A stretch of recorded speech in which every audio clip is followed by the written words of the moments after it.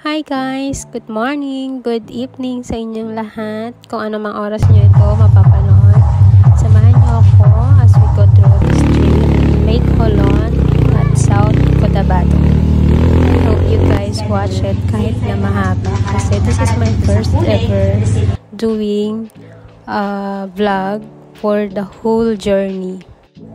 Trekking to Lake Holon in South Cotabato involves a beautiful but challenging hike to a pristine sacred lake, offering two main trails, the easier Salakapi Trail and the steeper Kuli Trail. You guys experience breathtaking forest views and learn about local folklore. So guys, let's go and start the journey. So here I am from Laguna. I got to the airport and wait for my flight.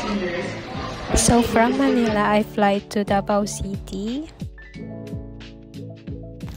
And from Davao City, we're going to drive to South Cotabato.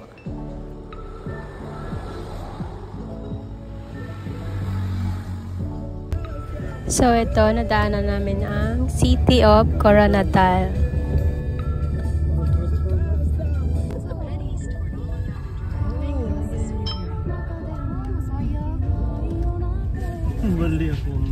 Finally, we reach our destination. At heto na nga at binababa namin yung mga gamit namin para ipadala sa porter yung iba. Dito pa lang ang ganda na ng view. So, habang busy ang lahat, mag-picture muna tayo.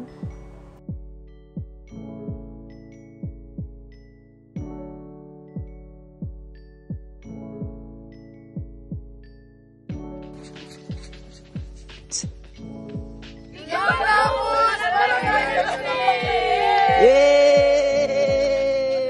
Isa pa! Yay! At dito, nagre-ready na kami para sumakay ng habal-habal.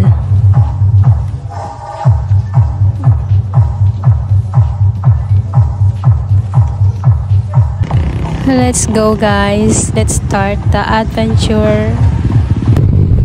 So here we start the habal-habal adventure. This is my first time to ride a habal-habal na ganito ka-adventure. So guys, kinakabahan ako pero exciting na masaya.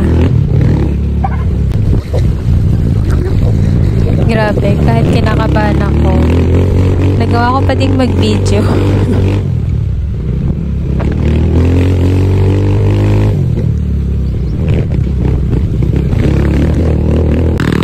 So dito pala pinababa kami ng driver kasi hindi niya kinaya yung paakyat.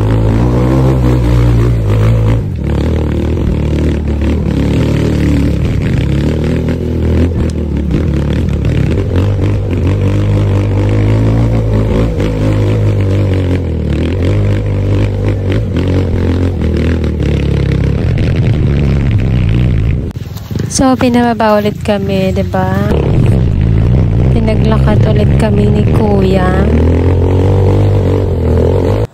So, habal-habal pa lang, adventure na. Yung habal-habal charge pala ay 200 per head.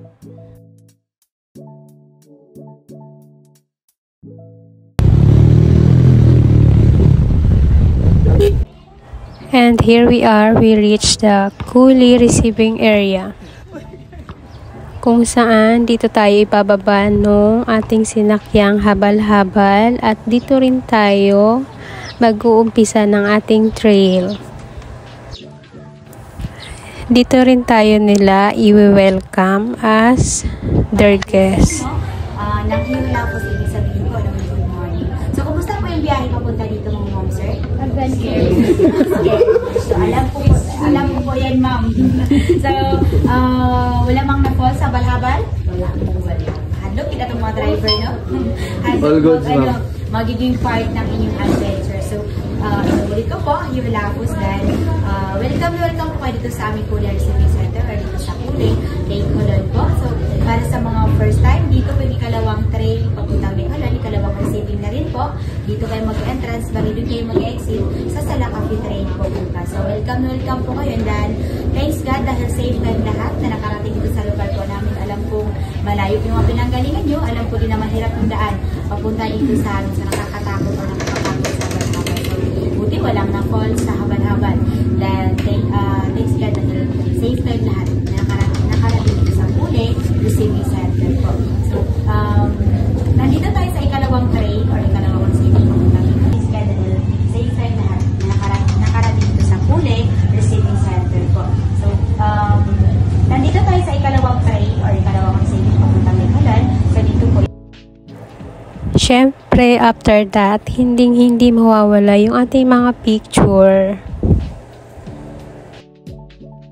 Dahil minsan lang tayo mapunta sa mga ganyang lugar, kaya sulitin na natin yung picture, yung video, 'di ba?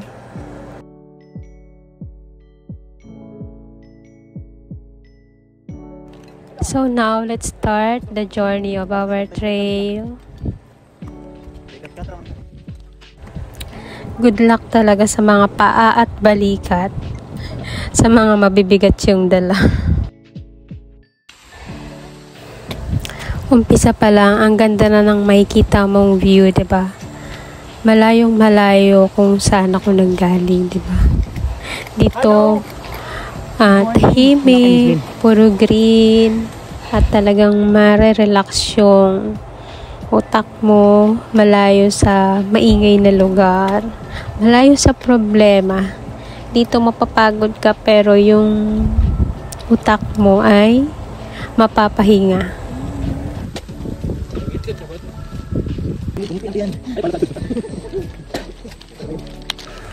Yung pagod mo ay baliwala kung ganito naman yung makikita mong view. Sobrang ganda at nakaka-refresh. So guys, if you are planning for a hike, go for it. Start yun na habang bata pa tayo, habang kaya pa natin umakyat ng bundok, habang kaya pa ng ating mga tuhod, umpisa na natin. Para pagtanda natin, hindi tayo magsisisi na bakit nung bata pa ako, hindi ko ginawa ito. Ngayong gusto ko na, hindi ko na magawa. Tanda ka na, masakit na yung tuhod mo, hindi mo na kayang magtagal ng mga akyatan. So, guys, habang bata ka pa, start for a hike. Hindi lang ito para maging libangan, kundi sobrang masarap sa pakiramdam. Lahat ng problema mo ay mawawala. Marirefresh yung utak mo. At kahit anumang problema ang meron ka, mawawala lahat dyan. So guys, wag nang puro plano, wag nang puro drawing, kulayan na yan.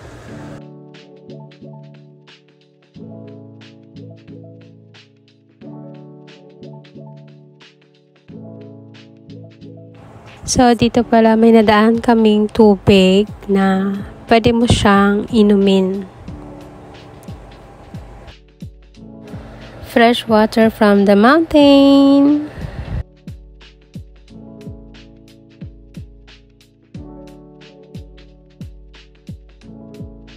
At dito naman ay may nadaanan kaming maliit na sapa. Grabe, simula nang sumakay kami ng habal-habal hanggang sa dulo. Hanggang dito, ang dami niyang puno ng saging. Nagpahinga lang kami dito ng sandali dahil mga pagod na. Okay, time to start again. Walang tigil na lakaran.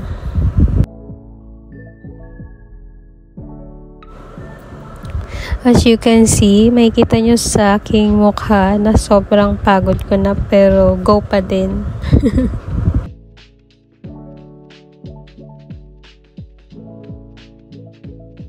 Iba yung feeling ng umakyat sa bundok. Hindi lang yung utak mo yung nare-refresh. Yung parang tulong na din yun for your mental health. Hindi lang siya sa mental health. Yung katawan mo din, parang nai-exercise siya. At kung hindi sanay ito sa mga exercise, sa mga lakaran, kung palagi mo itong gagawin, nakakatulong din to para lumakas yung pangangatawan mo.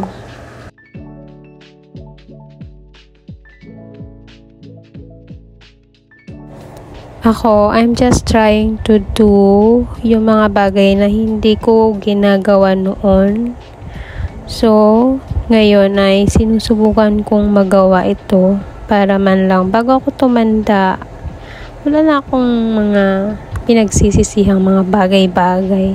So for now, wag na mo nang mag what if, 'di ba?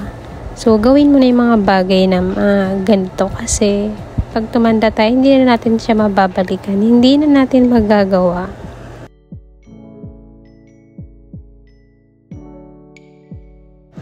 Kahit mahirap, I'm trying my best para magawa.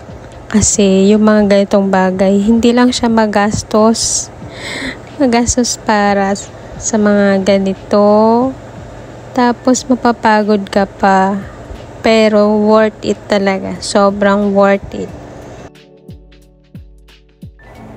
Kung ikaw ay wala kang mayayang kaibigan para sumama sa'yo, gawin yung mga ganito. Walang gusto mag-join sa'yo kasi ganito, ganyan. Pwede kang sumali sa mga joiners. Maraming mga ganyan na. Kahit solo ka lang, hindi mo sila kilala. Masaya. Kasi pag nandun na kayo, kahit hindi kayo magkakilala, baliwala yan. Kasi parang magbabanding kayo eh.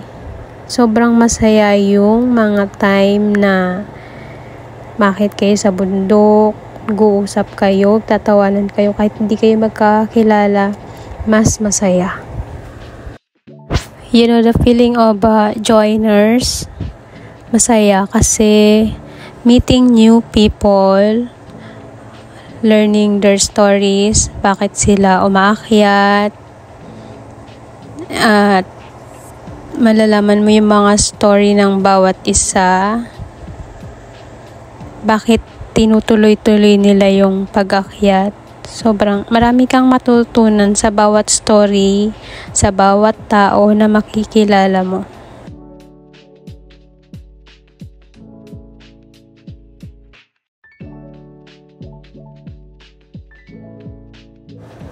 See how peaceful this area. How peaceful itong bundok na ito. Sobra talagang masaya sa pakiramdam na ganyan yung makikita mo. Busog na busog yung mata mo sa mga green, sa mga views. Yung kahit pagod ka na, sige pa din, lakad pa din. Kasi habang naglalakad ka, nag-e-enjoy ka sa mga nakikita mo, sa mga naririnig mo. Alam mo yung iba yung sound ng bundok na tahimik, puro puno, mga ibon, yun lang yung maririnig mo eh, mga insekto, mga ganung tunog.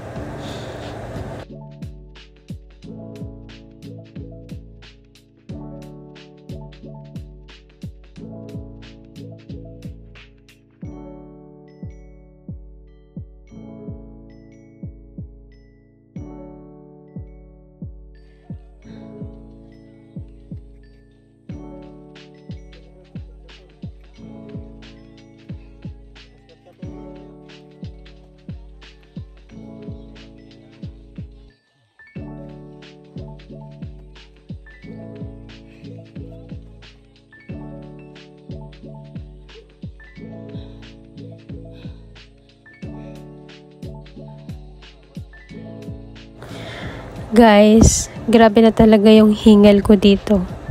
Sobrang Hingal na ako, pero sige, go pa din. Lakad pa din. Kahit pa dahan-dahan, naglalakad pa din.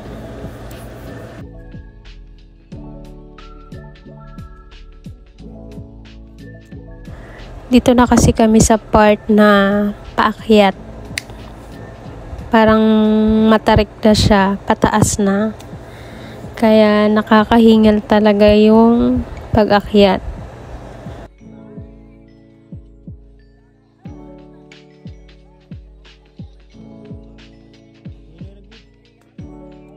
Natanggal na pala yung ano ko. Natanggal na yung stopper ko. So, sa aming grupo, meron nang nauna sa amin at kami yung nahuhuli kasi puro kami picture, video, pahinga.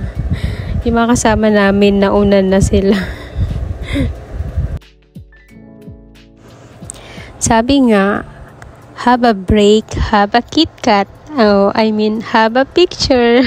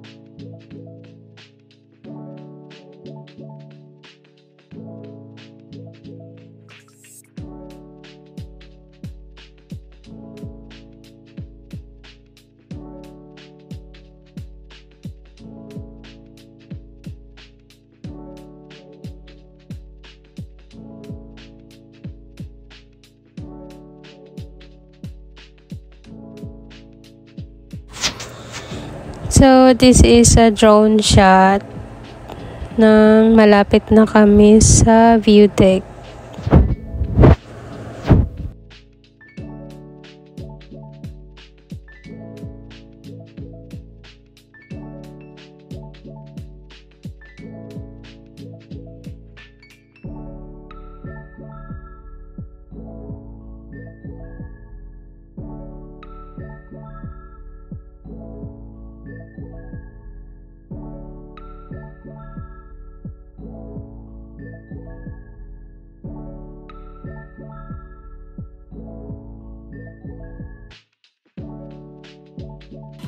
Malayo pa pala, Miss Kim. Layo pa. Sa may dulo pa daw. Maraming dulo. Sa dulo ng walang hanggan. Ay, pagod na ako talaga. Hirap ng umutot.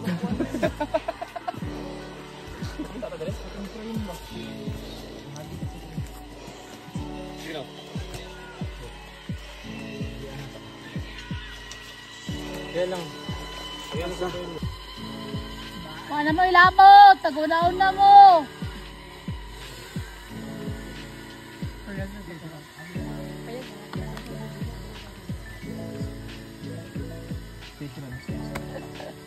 Kaya natin to.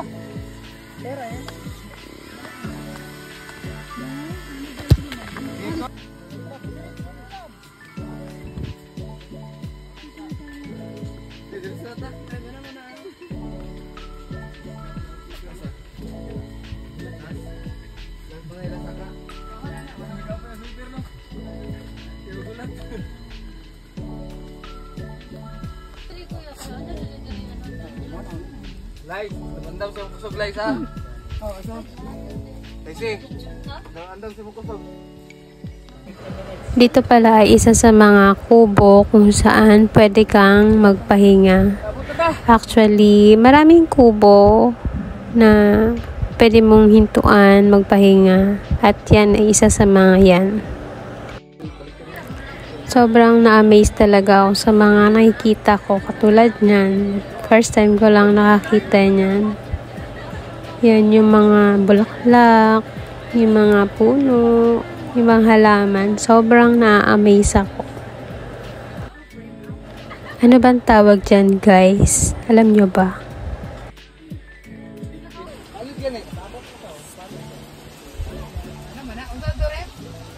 Level 6 aerodynamic resistance.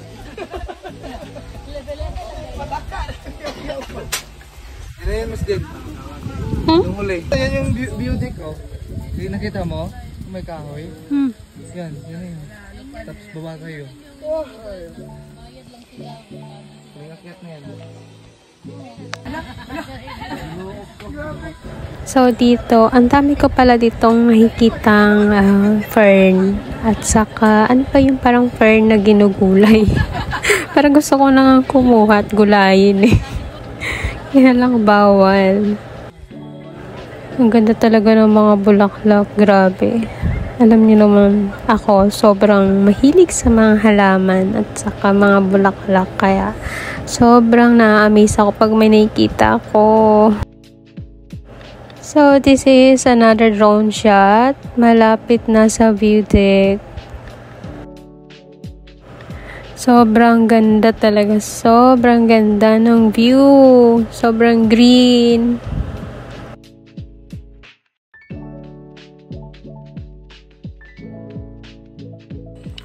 So, heto, umpisan ulit natin umakyat. Ito na talaga yung pinaka-tuktok. Aakyatin natin yung pinaka-tuktok kung saan nandun yung view deck na makikita natin yung Lake Holon. Dito ay feeling ko paakyat na kami ng langit. So, dito may nakita na naman akong bulaklak. Kaya heto, si video na naman ako. Para nang nasa langit. No? Ako tumingin sa taas. Tumingin pala ako na pumihingar na ako.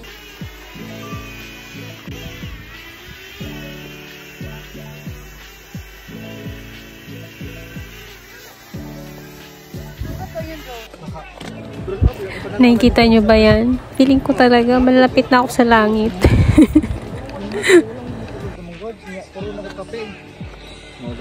Kaya ako heto, nagpa-picture na naman ako.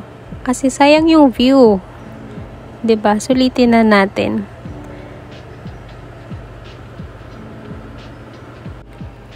See how beautiful the view. Oh my God, ang ganda. And finally, here we are. We reached the view deck kung saan nandito mo makikita yung magandang Lake Holon.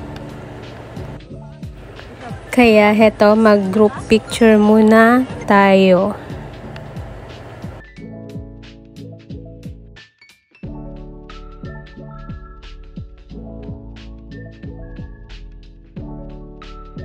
So guys, after picture, dito din pala kami nagpahinga at kumain. Meron ditong tindahan kung saan makakabili ka ng mga snacks.